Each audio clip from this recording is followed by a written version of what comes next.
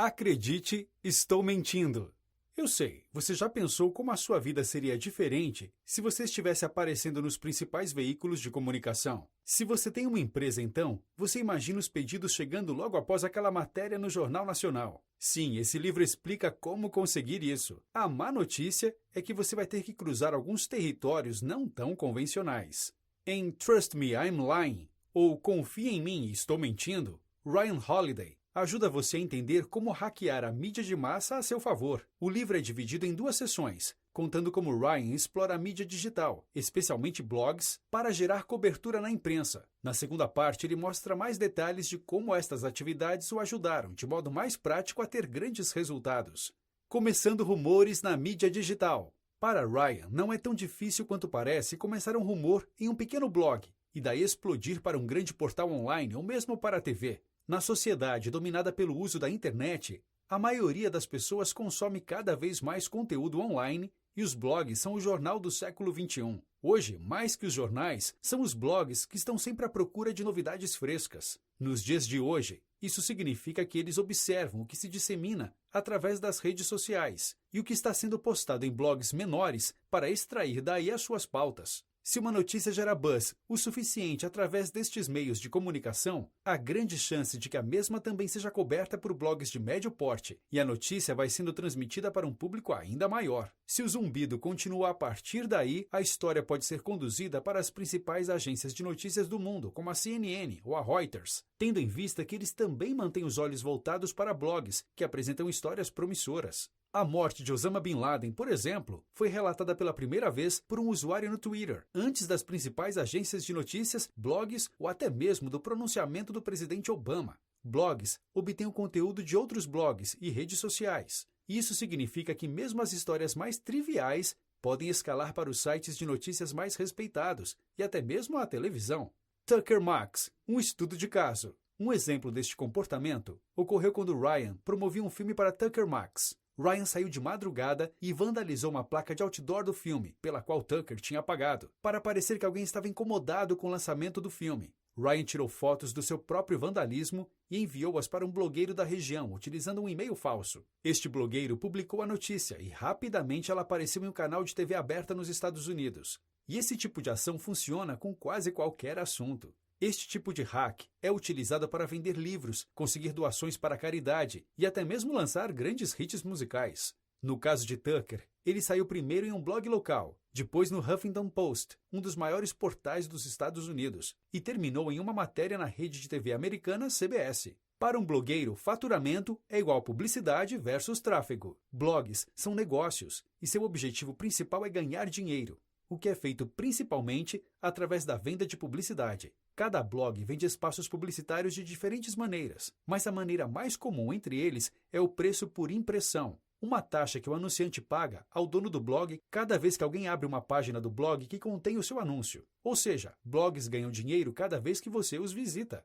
Mas enquanto a publicidade mantém as atividades de um blog, para a maioria dos blogueiros, o grande sonho é vender seu blog para uma grande empresa de mídia. A AOL comprou o TechCrunch e o Huffington Post, alguns dos maiores blogs dos Estados Unidos, por exemplo. Para os grandes grupos, cada blog atrai uma nova audiência. Isso significa mais espaços publicitários para serem comercializados para novas audiências.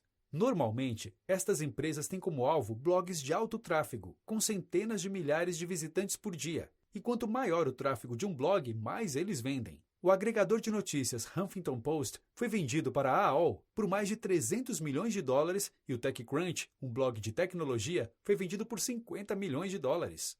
Apesar disso, blogueiros são pobres. Use isso a seu favor. Quantos blogueiros você acha que ganham dinheiro de verdade, que vivem disso? Não são muitos, pode apostar. Blogueiros, ao menos os iniciantes, são pobres. O jeito mais fácil de fazer uma carreira como um blogueiro é criar um nome conhecido, uma reputação, e viver disso. Quando um blogger cria sua marca pessoal, criando conteúdo viral e descobrindo as melhores notícias, pode começar a receber inúmeras mensagens de empresas, startups, desesperadas por cobertura. Ryan cita vários exemplos de blogueiros iniciantes que viraram grandes jornalistas ou editores influentes. Ele sugere que se você quer ser coberto na imprensa e nos blogs, você tem que se aproximar deles antes que eles se tornem famosos e explodam. Se você quer cobertura, você tem que ajudá-los a se tornar famosos. Ryan cita o exemplo de um vlogger com quem ele começou um relacionamento quando ele ainda tinha poucos milhares de visualizações em seus vídeos. Ryan apenas fornecia roupas de grife ao vlogger, que publicava sobre ele. Hoje, este blogueiro tem milhões de visualizações e um show na TV, e ainda se lembra de Ryan. Se você investir cedo, consegue comprar sua influência sem investir muito. Aprenda a vazar com classe. Sim, na blogosfera, vazar informações é uma estratégia de comunicação que funciona se você quer aparecer. Ryan cita uma história em que, durante um processo legal, ele precisava colocar algumas informações na imprensa, e para isso, criou um memorando confidencial falso, imprimiu-o e enviou para uma série de blogs como se fosse um funcionário descontente, vazando informações que recebeu do seu chefe. Os mesmos blogueiros que antes não estavam interessados no assunto publicaram com manchetes como exclusivo e vazou. Eles contaram o lado de Ryan da notícia, mas ele teve que chamar a atenção de uma maneira não usual. E os ganhos ainda foram maiores, pois após a publicação, os mesmos blogueiros ainda queriam entrevistas com ele para contar o seu lado da história. Todos aguardavam por um pronunciamento oficial. Holiday também afirma que press releases podem, se criados sob o ângulo correto, ser citados palavra por palavra em posts de blog.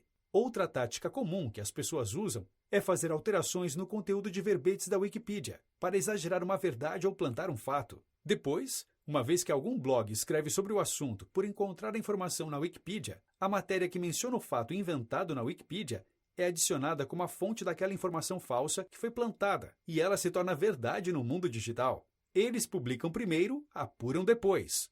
Os blogs exercem um jornalismo iterativo. O ato da publicação em primeiro lugar, em seguida, a verificação dos fatos e a atualização mais tarde, caso seja necessário. Na primeira fase do jornalismo iterativo, o blogueiro publica um artigo com base em repercussões de redes sociais que não necessariamente são verdadeiras, sem fazer qualquer verificação de um fato qualquer.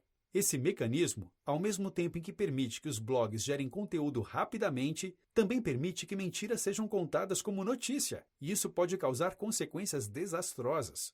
Se você lê um blog, quase nunca lê a versão final de um artigo. Você provavelmente já leu um artigo em um blog com as palavras como atualizado ou errata na manchete. Essa alteração foi feita porque provavelmente o primeiro blogueiro responsável pela publicação da história fez algo errado ou postou antes de finalizar sua apuração, no desespero para ser o primeiro a publicar. Mas mesmo com as correções feitas, ainda assim, você causou um problema para as pessoas que encontraram o artigo errado. Elas podem, por exemplo, contar a notícia errada aos amigos, ou mesmo tomar uma decisão baseada em informações imprecisas. A tendência dos blogs de alterar seu conteúdo iterativamente acaba significando na prática que eles são mercadores da desinformação. É tudo sobre a manchete. Assim como qualquer empresa precisa de clientes, os blogs precisam de tráfego na web, de pessoas que navegam e consomem o seu conteúdo. Seu objetivo é atrair o maior número possível de visitantes. E para que isso aconteça, eles contam com uma variedade de métodos para prender a atenção das pessoas. Quando pensar em sugerir uma pauta ou fazer um vazamento deliberado, pense antes em qual seria a manchete, o título do artigo ou o tweet que o blogueiro vai compartilhar. Muitas vezes, ela nem precisa dizer claramente o que diz o artigo, apenas chamar cliques curiosos para ler o conteúdo. Se a capa da revista é o que vende, no Google e nas redes sociais, o título é a sua capa. Dê tráfego aos blogueiros que te promovem. Se você quer garantir que sua empresa continue sendo falada nos blogs, você precisa provar a eles que é capaz de entregar tráfego aos blogs. Sim, levar muitos leitores interessados na sua novidade. Se sua notícia saiu na imprensa, uma das melhores maneiras de se tornar um assunto recorrente em um blog é deixar claro para o blogueiro que as pessoas querem ler sobre você. Então, para garantir seu sucesso constante, é preciso ser criativo e promover o conteúdo sobre você. É importante compartilhar as notícias na página do Facebook da sua empresa, seu Twitter, seu blog e todos os canais que você tiver acesso. Se você não tem muitos acessos em seus próprios canais, você pode deixar comentários polêmicos no post e criar debates calorosos ao redor do assunto. Também vale enviar e-mails falsos para o repórter, positivos e negativos, para que ele ache que seu artigo foi notado. Por fim, se nada disso funcionar, você pode promover o artigo com tráfego pago em redes, como Outbrain ou Taboola. Estas redes promovem conteúdos em links patrocinados nos grandes portais, e com pequenos investimentos é possível alcançar grandes audiências, e o blogueiro muitas vezes nem percebe que o tráfego do seu artigo foi comprado. Blogs querem despertar seu lado emocional. Você já leu alguma história online que fez você ficar com raiva? Isto provavelmente não foi uma coincidência. Blogs, muitas das vezes, tentam despertar as nossas emoções para nos envolver ainda mais. Por exemplo, eles sabem que quando vemos uma história que remete à injustiça, como uma criança sendo sequestrada, ficamos com raiva. Essa raiva, em seguida, nos estimula a interagir com a história, seja por compartilhá-la com outras pessoas ou postando nossos pensamentos em sua seção de comentários. Isso, então, cria rumor em torno da história, gerando mais receitas de anúncios para o blog. A raiva é uma das principais emoções em que os blogs estão interessados. Outros poderosos incluem o medo, por exemplo, avisos de ataques terroristas. Excitação, por exemplo, a data de lançamento do novo iPhone. E risos, por exemplo, um vídeo de gato se divertindo.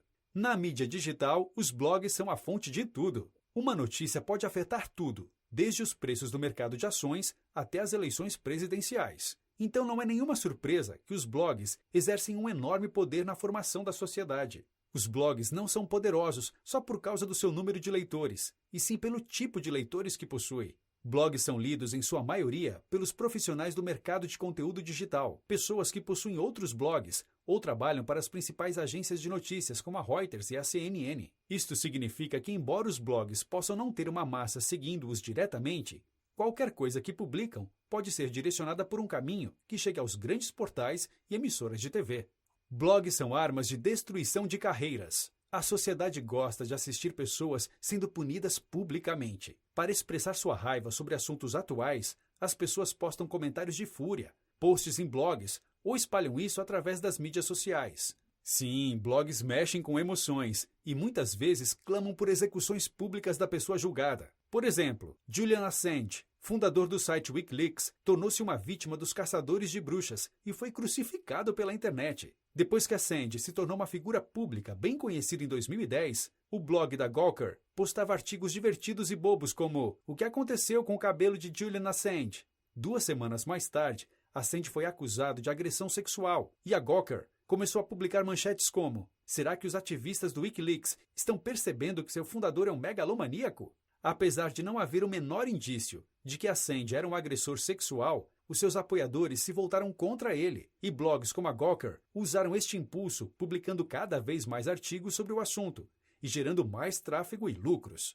Nosso amor pela caça às bruxas públicas significa que os blogs estão muito dispostos a demonizar alguém que julgamos desagradável. Apenas invente coisas, todo mundo está fazendo isso. Sim, isso mesmo. Hoje a blogosfera está sendo cada vez mais manipulada. E eles acabam escrevendo sobre praticamente qualquer coisa se você influenciar os blogueiros com maestria. Uma das táticas mais comuns é utilizar o conteúdo em primeira mão, ou "te darei acesso exclusivo por 30 minutos antes de enviar para outros blogs". Para Ryan, a pauta nem precisa ser importante, relevante ou verdadeira para ser publicada. Se você souber criar uma urgência falsa, bloggers vão publicar qualquer coisa. Notas finais. O mundo se informa cada vez mais online. E o jornalismo vem se tornando cada vez mais rápido e desesperado por cliques e visualizações de página. Os grandes portais buscam furos dos portais menores, que buscam dos blogs e das redes sociais. Porém, blogs são negócios e precisam de receitas para sobreviver. Se você entender como o jogo da blogosfera funciona, você conseguirá plantar histórias fantásticas na imprensa. E se você é um leitor de blogs, todo cuidado é pouco. Você pode estar sendo manipulado.